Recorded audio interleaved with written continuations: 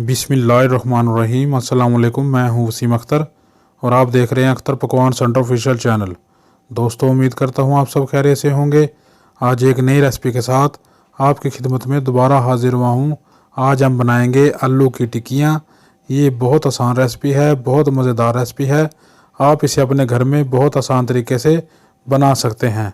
दोस्तों, वीडियो को एंड तक देखें और मेरे तरीके से इसे बनाएं। इंशाल्लाह ये बहुत मज़ेदार और बहुत लजीज तैयार होगी। अगर आप चैनल पे नए हैं, चैनल को सब्सक्राइब कर लें, बेल आइकन का बटन दबा लें ताकि आइंद आने वाली तमाम वीडियो आप तक पहुंच सके। आइए दोस्तों, रेसिपी स्टार्ट करते हैं। बिस्मिल्लाहिर्रहमानिर्रहीम। आज हम आलू की टिक्कियाँ 1 किलो आलू की बनाएंगे।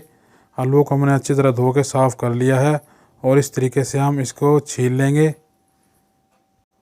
आलू की जो टिक्कियाँ हैं इन्हें बनाना बहुत ही आसान है। ये बिल्कुल सादे मसाले से आप इसे अपने घर में बहुत आसानी से बना सकते हैं। आलूओं को हमने अच्छे तरीके से छील लिया है। अब हम आलूओं को दरमियान में से इस तरीके से काट कर एक साफ़ बर्तन में शिफ्ट कर देंगे। देखिए दोस्तों, इस तरीके से हमने तमाम आलूओं को काट लेना है।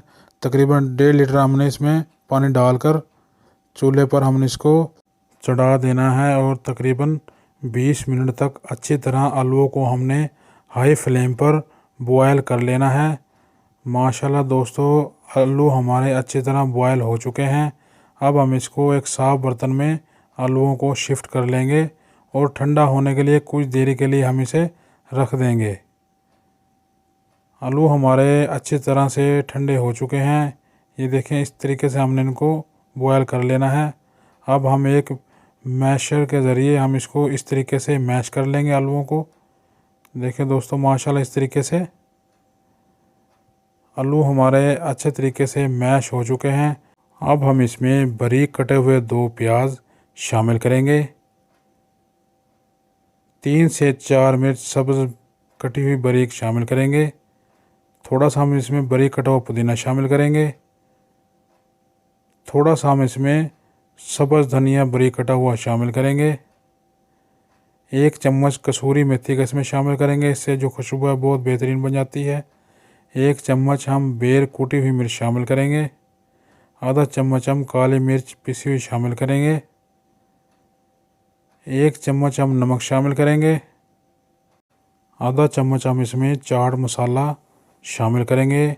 चाट मसाला शामिल करने के बाद 1 चम्मच हम इसमें सफ़ेद ज़ीरा शामिल करेंगे। इस तरीके से चम्मच की मदद से सारे मसालों को हम अच्छी तरह इस तरीके से मिक्स कर लेंगे।